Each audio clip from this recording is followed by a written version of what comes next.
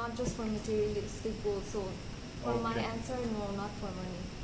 Okay, and what about the second question? Do you love what you do? I think the question is like more like, do you have to love what you do, right? No, it's, do you it's actually optional for you to love or not to love.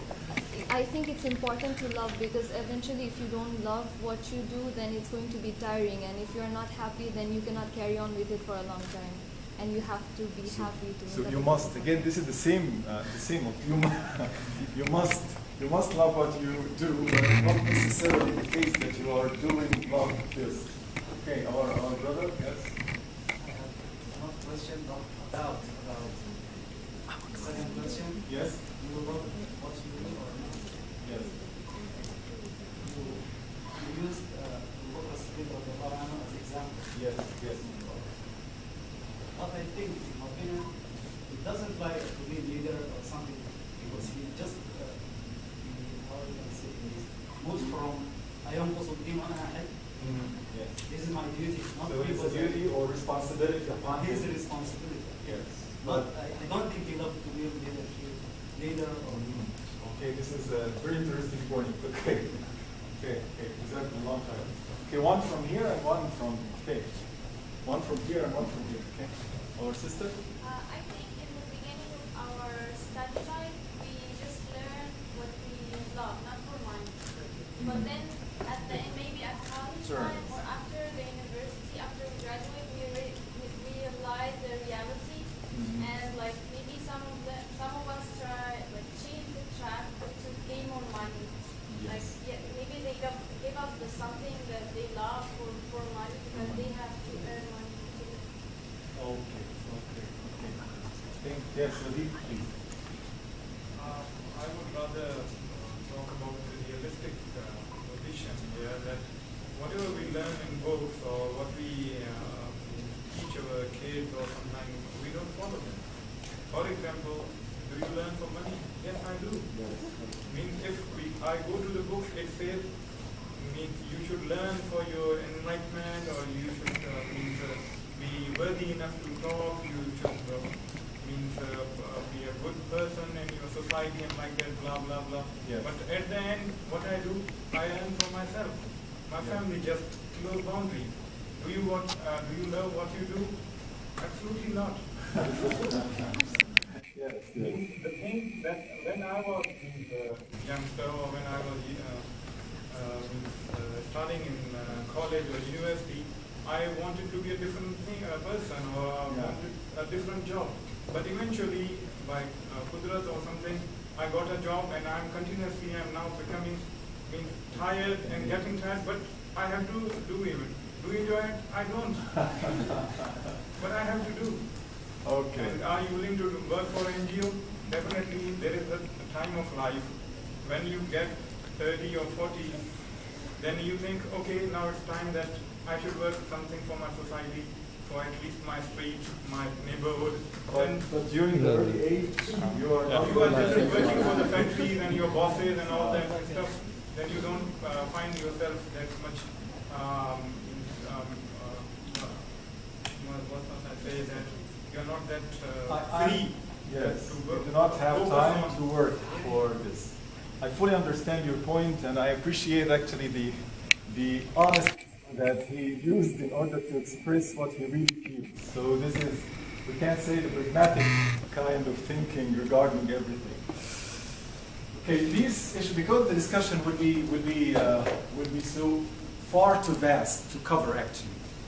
And here what he said, Naveed, what he said about this is actually I want to highlight here and just to pause and look to it. Actually, what Naveed said is almost like 80% or maybe 90% of the people are looking to, in general, whatever they are learning, whatever they are doing, whatever the effort they are putting in whatever the task or the job, they are actually looking from this point. Actually, this is something very important, and this is what I want to touch here. That you will find, as I said, most of the people, they are not loving what they are doing. And they are doing it only to get money. Just we want to have more money in our hands, and we want to live. And if you are going to live with these kind of concepts, you are not going to be, from my own point of view, you are not going to be a real leader. Okay? You can or you may become leader, but you will not be a real leader, a role model. For example, you will find many people, they are entrepreneurs and they are doing a lot of money. They are leaders in their fields. But however, they are not a role model for a Muslim. And this is the most important part. Muslim in general, he is different than others. And this is very important point that you should always put in front of your eyes. Muslim point of view, the Muslim perception for the entire world should be different than the non-Muslim. And this is why this kind of pragmatic thinking in general, actually it's not suitable for a real Muslim. I appreciate your point, but anyway, I just want to highlight this. Rasulullah sallallahu alaihi wasallam, when he comes and tries to draw the souls and the minds of the people around him in Mecca, he was trying to give and deliver a message for them. The first message is something not related at all to dunya. It has nothing to do with the dunya. In the opposite, it was something that is really will threaten them. It's very dangerous. It threatens their life, their possessions, possessing, their family, everything that you could imagine. But again, when he put the mission and the vision and he put whatever that we are going or what Rasulullah ﷺ is illustrating for them, then everybody starts to look to the dunya as trivial thing. And here comes the point. These principles that Rasulullah ﷺ planted in the hearts and minds of the Sahaba, it was considered to be abstract things, ideas. He's talking about Jannah and Nar, hellfire and paradise, hereafter, the day of judgment, resurrection, things that is not tangible at all. So if Rasulullah ﷺ is approaching the society from different levels, that we want to be like businessmen, we want to be like leaders in this trade, for example, I think it was not, or at least it will not be successful for him to lead those people and put them together in the same ship and heading to the same destination. So here, from this actually, it gives to us the meaning, because here we are here to know or to understand the meaning of the leadership and to work for something that is voluntary work in general. Things that will not benefit you from the materialistic point of view. If you are talking about positions, if you are going to work with these NGOs and so on, you will not have positions. I mean that it's useless actually. And if you are going to talk about the money, you are not going to have any money. You are not going to pay for this. And if you are talking about the effort, you are going to put effort here. You can stay at home at your cozy chair and watching the TV, and that's it. This will be nicer for you. But here it's totally different. You should, whenever you are thinking about leadership in general or being a leader, you have to think about these kind of questions differently. So, do you learn for money? The first question. Actually, money, and this is important, money is a means, not a goal. Rasulullah ﷺ was asked the same question about dunya.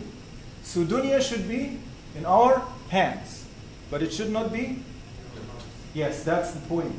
So if you are talking about money and being realistic, and yes, that's right, this is the means. We have to be realistic. But again, do not put it as a goal. And because we are living in a world that is very materialistic, we are putting money as the goal. Okay? The title of the book was Think to be Rich. That's it. So do all the effort in order to be rich. This is the goal. This is the final destination. The title of this book actually from the Islamic point of view is wrong. Actually, this equation is not right. Think in order to be in the paradise. This would be something good. And in the same time, if you want to be rich man in dunya, okay. It's okay for you to do so. Abdurrahman ibn Auf, he was a rich person. Rich, one of the companions who considered to be one of the rich people, a businessman, for example. Abu Bakr, He was a businessman. And Rasulullah sallallahu alayhi wa sallam admires the contributions of Abu Bakr so much. He was a trader and a businessman. And Abdurrahman ibn Auf, he was a businessman and very rich. And he contributed a lot to Islam.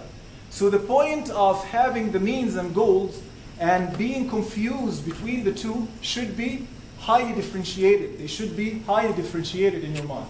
The second one, do you love what you do? Yes, you must love what you are doing. Okay? Because if you do not love what you are doing, then you are not going to be a leader. And this is something I'm going to talk about, inshallah, in the next slide, which is what I call it, the hidden individual in the society. A PhD, maybe 2 PhD, very smart, doing everything that you could imagine. But he is or she is a hidden individual in the society. You cannot see him. What is your contribution? Nothing.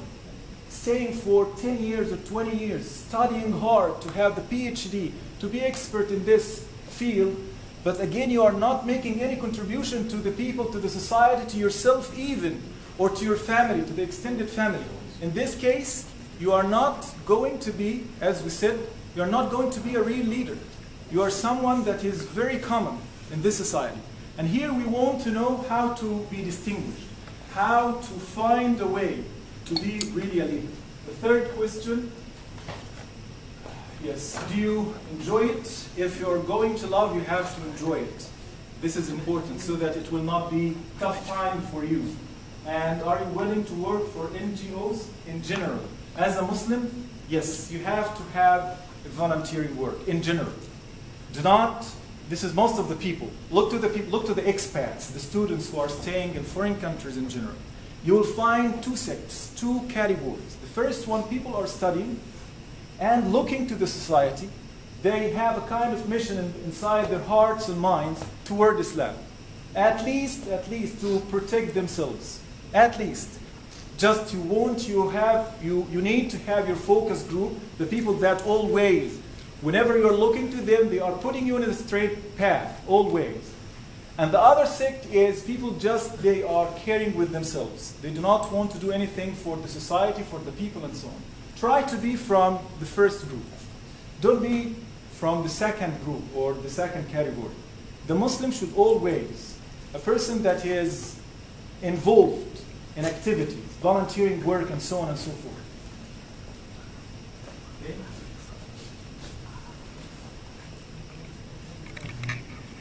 Okay. This is the next slide, or the next hint. Okay. So each slide will be like one hint. Okay. Right target group of people. Being invisible individual in society, effective circle, backhoe. The right network, the focus group. What does it mean? Here, as I mentioned, being invisible individual in society, remember well that you, as an expat, for example, or student staying here in foreign country, you have responsibility. Okay? So this responsibility means that you should always look to what you are doing, or at least look to what you are having, the skills. You are sharpening your soul. You are sharpening, or at least you are increasing your knowledge. You need to work and you need to utilize this knowledge and skills and capabilities and so on in order to be not hidden individual in the society. This is very important. And this is actually a personal advice to you, to everyone here, that try to do something extra. We are not, or we haven't been created only for studying. Okay? Whenever I'm addressing students, I'm saying study, but usually I was addressing people who are working. So some people, they are, as we said, or some people, they are describing them as workaholic, working too much. And at the end, really, I was like 2 months or 3 months ago sitting with an old person, and he is very prominent actually in working in companies and so on. And just I was asking him, please give me your advice in general. So he said to me something that actually was very impressive for me. He said to me, do not spend all of your life in working only. Life has different things to do. and do not live only for work. And this is also the same advice that I'm going to pass to you, that do not live your entire life just in studying. Okay? It's important to study. It's important to finish the levels, the degree that you are pursuing. But in the same time, life is not only studying, not only working. There are other things. And he mentioned something that is very important to me, actually. He said that I felt that I'm hollow from inside. I said to him, what is the meaning of hollow?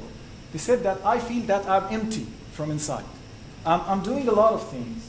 And alhamdulillah, he is doing he has a good fortune and wealth and so on. But he said that from inside I feel that nothing there. And this actually very important. Actually is that person that is not working for any NGOs, not volunteering work, he doesn't do any kind of activities and so on. Just from the company to the home and vice versa. That's it. Day in and day out, that's it for him. So we have to know about this. That's very important for us. Do not spend time only on studying or working. You have to do something else. Effective circles back home. And this is actually my question to you. Now this is your time to talk about it. In order to be a leader, you have to have your effective people back home, at your home country. I think that everybody here is thinking about having his PhD or master or whatever, and then he is going back to his home, right? Am I right? Almost. No? Really? Okay, let's say 85%, okay? So in that way, this is my question. Do you have a focus group of people that is having the same intention, the same things that you are interested in order to start your own business, your own educational institute, your own anything that you want to do as an entrepreneur, for example, starting from scratch and doing something for yourself. Do you have any focus group at home? Anyone can say anything about this? Yes? I have. Yes. And really? I have a plan. Okay. But it's secret. Okay, so at least one out of what, 80 or 50? Yes, please. I also have a practice group, focusing group. Focus group, okay. Actually, yes, say. Actually, they're kind of I have been working voluntarily for like last 7 years now. Mm-hmm. So I have played a lot of those things that you have already shown. That's why I was smiling like with a big grin. Really? Yeah, I have done that sort of thing.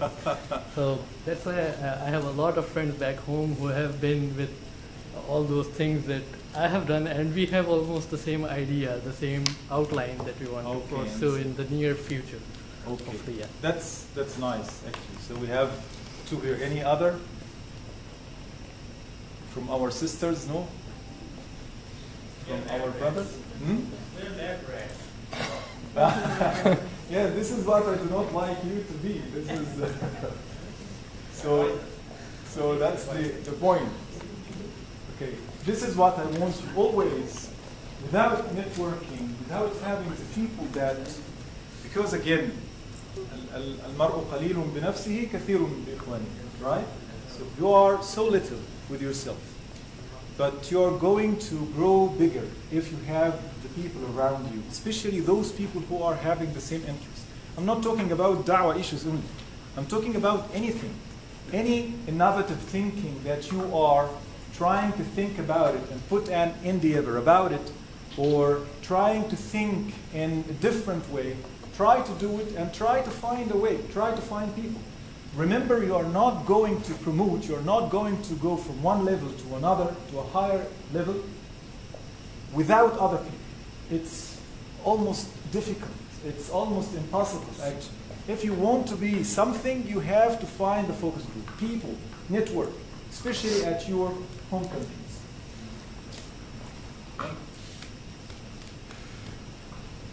Okay. Another thing, which is reading potential. A question. For the last month, how many, last 2 months, how many books did you read? 3 months. Okay. Last 30 years. This is what I'm afraid of.